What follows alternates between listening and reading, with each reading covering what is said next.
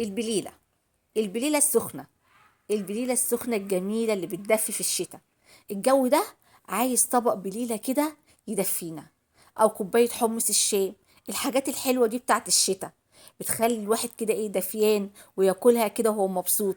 السلام عليكم محترمين اليوتيوب، لايك وشير وسبسكرايب لمنوعات لورندا.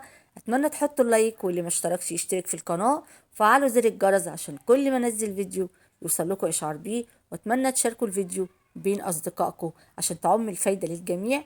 واتكلمنا كتير، ويلا بينا على الفيديو السهل البسيط. عندنا هنا يا لولو ايه؟ عندنا نص كيلو من القمح من السوبر ماركت. قولوا له عايزه القمح او القمح بتاع البليله. جبت نص كيلو. هنا لازم تكون القمحه بتاعتي فاتحه وجديده يعني. نقيته وما خليتش فيه اي حاجه، وبعد كده غسلته كويس جدا قوي. وبعد كده حطيته في الميه او نقعته اقل حاجه 6 ساعات. انا نقعته من بالليل، وزي ما انتوا شايفين الميه رايقه كده. هسيبه لغايه ما يتنقع ونرجع تاني. هنا بعد ما عدى عليه طول الليل، قمت الصبح بقى اشتغلت على طول فيه. البليله هنا القمحه بقت يعني زادت حجمها معايا وبقت زي الفل. هشطفها بقى من ميه النقع واغسلها كويس، وبعد كده هحط لها ميه وهنحطها على البوتاجاز على الحله. حطيت هنا ميه البليله، هغطيها كده. اول ما تبدا تغلي هجيب بقى ايه؟ هجيب معلقتين رز. معلقتين رز دي ماده الربط اللي احنا هنربطها بيها. وما بيبانش خالص.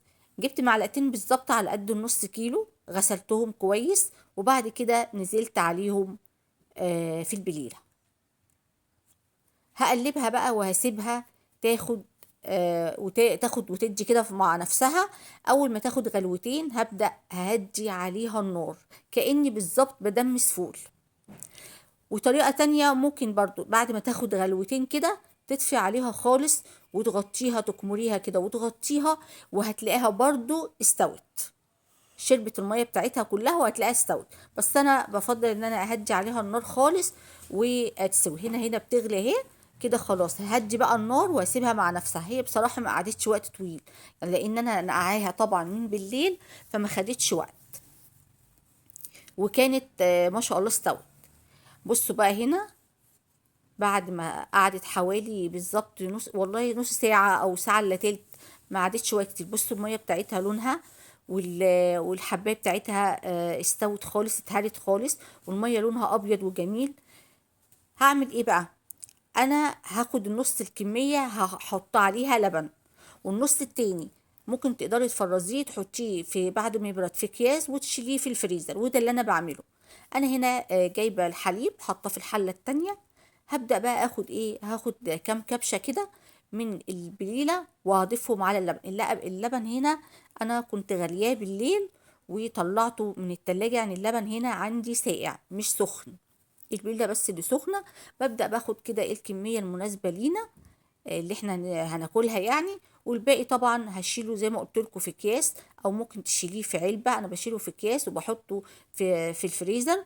اما عاوز بطلع كيس كيس كده ونستخدمه. هنا حطيت الكميه اللي انتوا شايفينها دي، كانت كميه مناسبه لينا. هغطي بقى الباقي وهعمله انا مع نفسي، وهنشتغل في الحله اللي فيها اللبن ديت. هنضيف عليها ايه بقى؟ هقول لكم. الحله التانية ديت انا حطيت كده اللبن ساقع، هحطها على النار. بس قبل ما اشغل النار عليها هضيف عليها سكر. طبعا هنا السكر على حسب الرغبه، على حسب ما انت بتحبي السكر ايه. انا ما بحبش السكر عالي قوي. بحط سكر قليل يعني. انت على حسب ذوقك انت. هنا حطيت السكر المناسب لينا، وبعد كده حطيت معلقتين كريم شانتيه. انا ما كنتش لسه شغلت النار خالص. حطيت هنا معلقتين كريم شانتيه، ده مش محلى.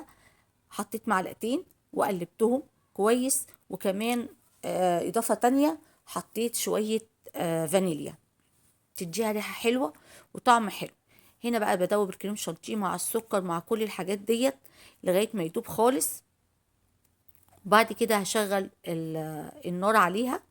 هنا بضيف الفانيليا اهي. وهشغل بقى النار عليها شوية، يعني يا دوبك تبدأ بس كده ايه تبدأ تغلي. وخلاص مش بطول عليها في النار. هي كده كده اساسا برضو بتتقل لوحدها.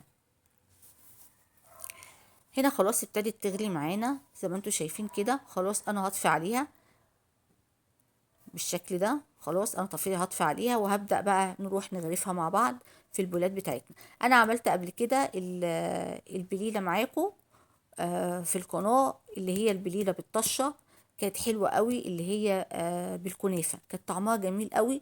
ودي برضو طعمها حلو، بس دي بتبقى اخف يعني. هنا بقى ابتديت بقى اغرف بقى البولات بتاعتنا زي ما انتوا شايفين، على قد ما انتوا على قد ما احنا هناكل يعني، او عددنا. ببدأ كده اغرف البولات زي ما انتوا شايفين. وتقدري تزينيها باي حاجة انتي عايزاها. انا زينتها، كان عندي بصراحة زبيب وجوز الهند، بس انا حطيت زبيب بس. ببدأ ازين البولات كده زي ما انتوا شايفين. تقدري بقى تحطي اي مكسرات انت عايزاها، فول سوداني، زبيب، جوز الهند. مو تقدري ما تحطيش خالص، برضو هي طعمها حلو جدا. ومعلقتين الكريم شانتيه دول جربوهم، بيخلوها بيودوها في حتة تانية، بتبقى حلوة كده، حلوة جدا يعني. وده حبايبي كان فيديو النهاردة، يا رب يكون عجبكم. واتمنى تشاركوا الفيديو بين اصحابكم. والسلام عليكم ورحمة الله وبركاته.